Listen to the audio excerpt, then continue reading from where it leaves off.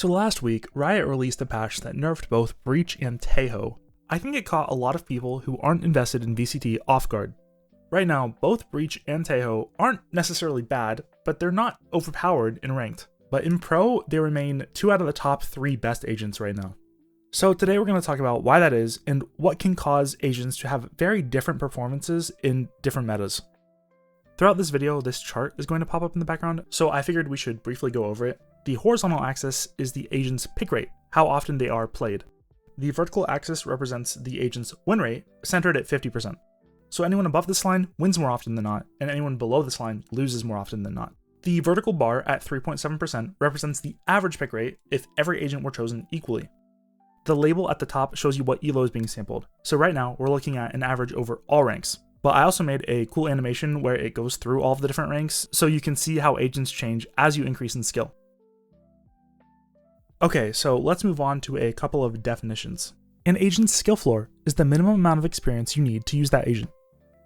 A low skill floor means that pretty much anyone can pick up that agent and be effective within a couple of games. Most duelists have a relatively low skill floor, namely Reyna and Phoenix. After a few games, you generally get how these agents work, and you can use these agents reasonably well. On the other hand, a high skill floor means that it takes a while to master the basics of the agent. I don't think Valorant has an agent that has an incredibly high skill floor. However, Astra and Omen do take quite a bit of learning, and initiators like Sova and KO have pretty unique abilities that take some time to get used to. An agent's skill ceiling refers to how good that agent can be with a lot of experience. Agents with relatively low ceilings are like Brim, Reyna, and some of the other duelists. If skill floor is how good you play an agent after 10 games, a skill ceiling is how good you can play an agent after you play them for 1,000 games. Agents with high or even no ceilings mean that that agent allows players to be pretty creative with their util, and as you play them more, you can generally find incremental gains just by getting more experience with their utility. An agent's skill ceiling can also be increased by how well their utility combos with other agents. Astra with her stars is a good example of this. I would also argue that Yoru has a high skill ceiling. All 4 of Yoru's abilities have the potential to be used in really unique and creative ways. The raw data argues that Neon has a high skill ceiling, which, okay, I guess. So now let's talk about Reyna. For a while back in 2021, Reyna had a win rate of about 53% in ranked, while not being picked at all in pro. Let's look at why that is. Well, Reyna has a pretty low skill floor. Once you've played her a couple games, her util isn't hard to understand. She also has a pretty low skill ceiling. There's not really any util that Reyna has that you'll find meaningful gains on long term. Maybe the dismiss, but that's more of movement and timing rather than a util specific skill. So, one of the main points of this video is that this is currently happening with Clove. Clove currently has a 52.8% win rate in ranked, yet was only played once during EMEA Split 2. Clove arguably has a really low skill floor and a pretty low skill ceiling. So how can Riot deal with this? Well, they can do the same thing they did with Reyna and just give Clove incremental nerfs until she's basically at 50% win rate in ranked, or they could try to raise Clove's skill ceiling or skill floor. Like I said in my last video, the best thing I think Riot can do to make Clove more in line between ranked and pro is reduce the post-death smoke radius by about half. Being able to smoke after death is a huge plus for Clove in ranked, because like I said in my last video, Clove players can just run in and die and they still get their main utility after death. I recently started playing Astra again, and we had this one game on Lotus where I was somehow the first death 4 rounds on our attack half, and it just felt so bad to sit there and have to watch my team entry site knowing that they were without their controller. Clove doesn't have this problem. You can run in as Clove, get headshot, and still smoke for your team. In pro, players are much more disciplined, the controllers aren't going to just run in and die, the positioning is better. So this gimmick of being able to play smokes after death, it doesn't matter as much in pro. Like, I know that's the whole point of Clove, but the whole thing is that it's what's creating this divide between ranked and pro, because it matters in ranked, but it doesn't matter in pro. So let's go back and take another look at the chart. There's this obvious arch here where almost all of the agents fall.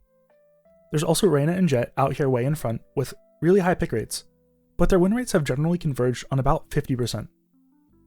As an agent is picked more, there are more and more matches where they face themselves, which adds both a win and a loss, causing this 50% convergence.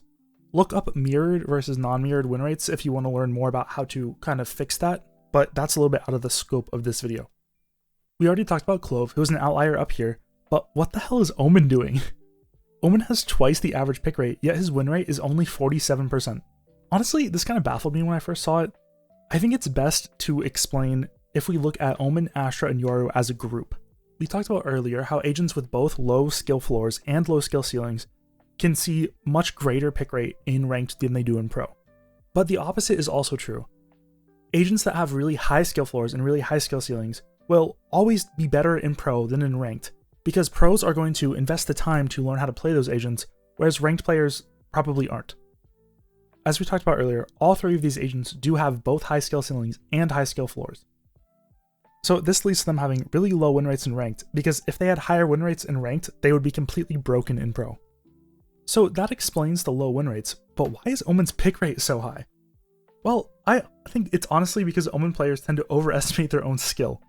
Because naturally, people would see this and want to play him less, right? Because on average, he does worse than Brim and Clove. Yet people still pick him at an incredibly high rate.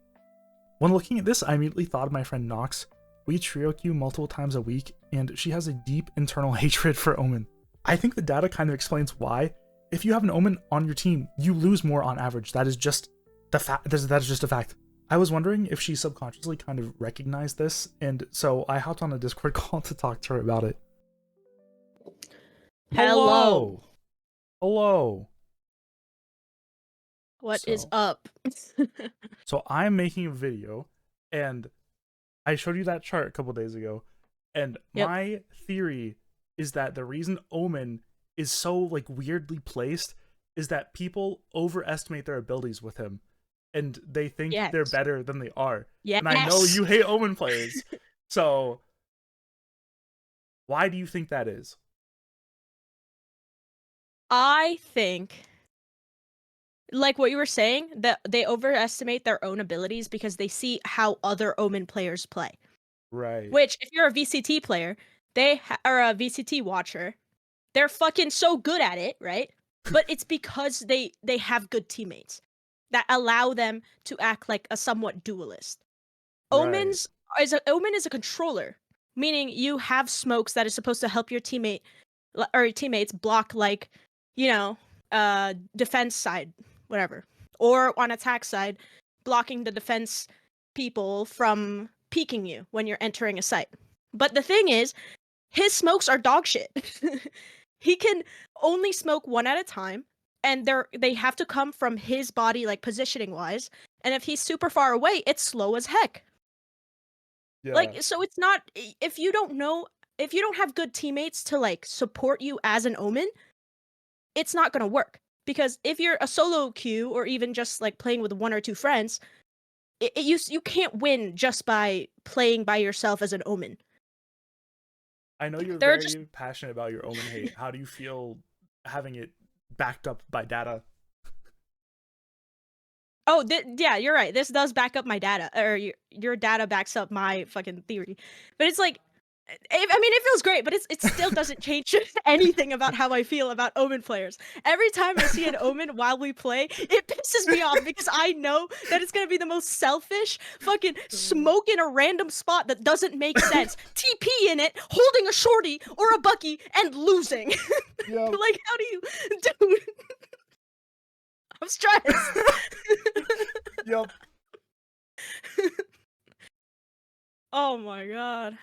All right, They're like with Clove, bro. Just play Clove. You want to say anything to the Omen players? You suck. Learn to play Clove. Or don't play. You know what? Yoru is probably the better agent for Omen players. Because if you're looking for TPs and you're looking for flashes, you want to get to the back of sight of like an enemy, like while you're on attack side, you want to get to the back and kill them from behind, like in their spawn. Play Yoru. Honestly, so much better. His flashes are better. He's faster. You can TP out much faster than an Omen. And you don't have to play in your own stupid smoke that doesn't help the team. You can play in another teammate's stupid smoke that doesn't help the team. But at least that other smoke agent has other smokes or walls that they can place instead of that one slow smoke coming from all the way on the other side of the fucking world. All right. Thanks, man. Yeah, no problem, bro. I'm sorry if I peeked the mic so many times. It's okay. So that was my friend Nox. As you can tell, she doesn't like Omen players. And that's probably because, like we talked about earlier, Omen has a really high skill floor. So if you just pick him, like, for the first time in a comp game and expect to do well with him, you're probably not going to. Because it's hard to learn his abilities. The smokes take a while to get used to, and with the TPs, it takes a little while to figure out where the best TP spots are. But anyways, she actually just started a YouTube channel where she's going to post clips of us playing Repo and Faz. So if you want to see two drunk guys and their overprotective mom playing Repo, there will be a link in the description for that. So what's the main takeaway from this video? I have a sneaking suspicion that Riot is going to end up nerfing Omen in the next couple of weeks. Omen remains pretty dominant in pro. His pick rate is second or third highest depending on the region, but as we've seen in ranked, he's just not that good. So I think there's an upcoming litmus test for Riot. If Omen gets nerfed in the next 6 weeks, Riot doesn't give a shit about ranked, they only care about pro, which we all kind of know already. However, if Clove does get another nerf, I think that proves that Riot does actually care about us down here in ranked, and that would be kind of nice. As always, let me know what you think down in the comments, and until next time, stay Valorant.